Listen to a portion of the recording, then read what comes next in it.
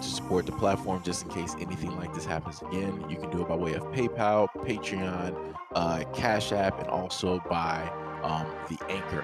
And you can also further support the platform by way of going to the Teespring store or the shoe store that is located in the comment section below.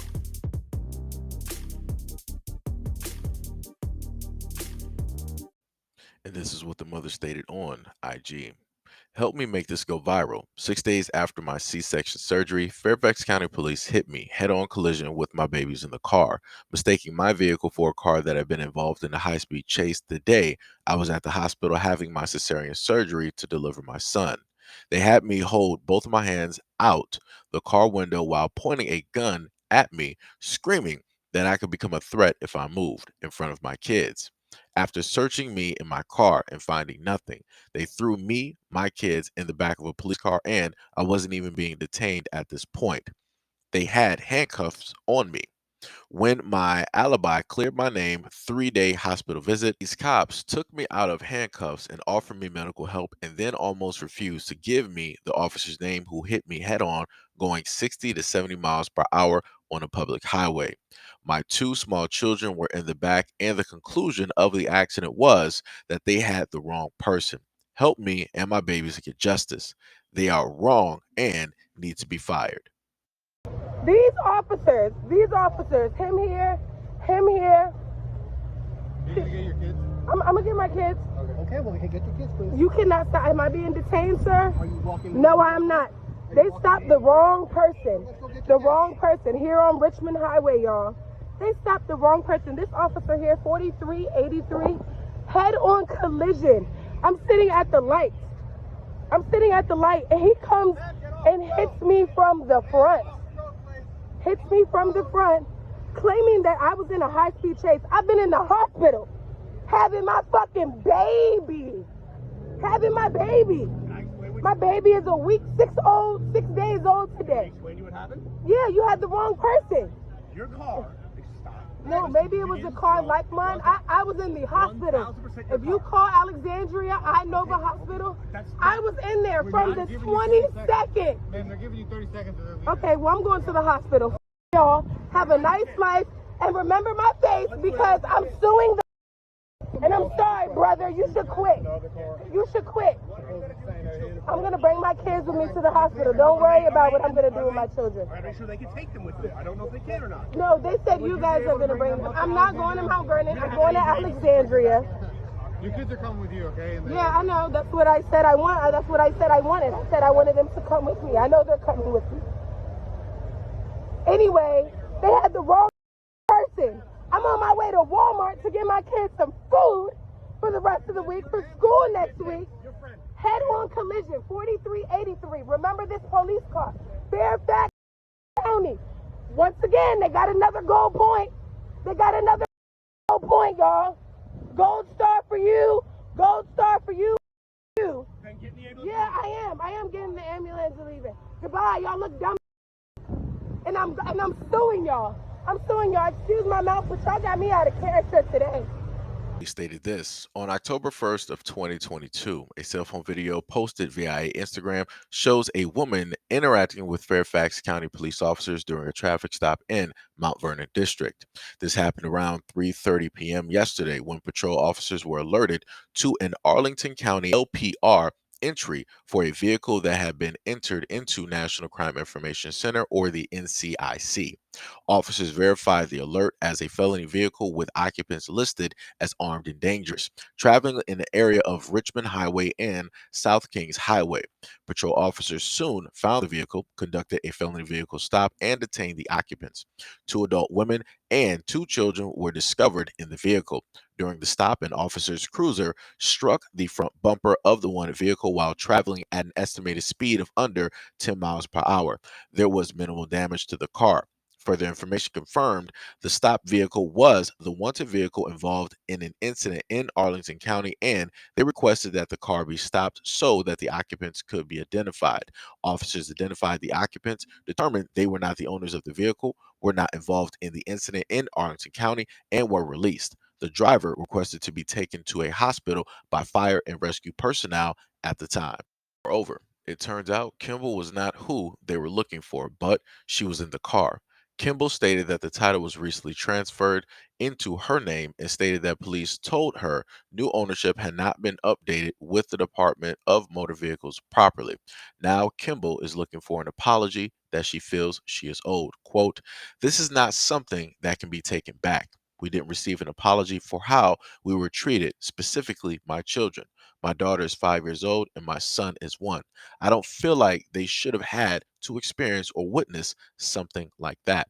Fairfax County Police state that they are doing an administrative review of the incident.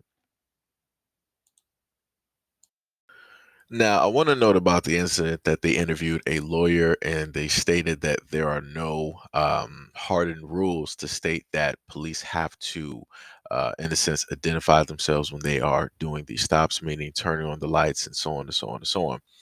And the main thing that I want Black people to understand is that this is why it is very important to know, in a sense, the law or as much of the law as you can, along with your rights, so that you can, when the time comes, if anything like this takes place, you are fully educated and you know that you did nothing wrong. And you can then, from there on, decide to go for a lawsuit, get yourself a lawyer, and, continue to move things forward with the case. At the end of the day, these cops were wrong. They decided to go after this vehicle that had children directly inside of the vehicle, regardless of them saying that, oh, we didn't know that there were children. They were not, it was, sunny outside or the windows were tint, whatever excuse that they decided to come up with. The fact of the matter is that they ended up inevitably putting the lives of children, their health, at risk, along with the two Black women who were in the front of the vehicle as well. Now, the other thing that took place was that the police said that, oh, it was only 10 miles per hour.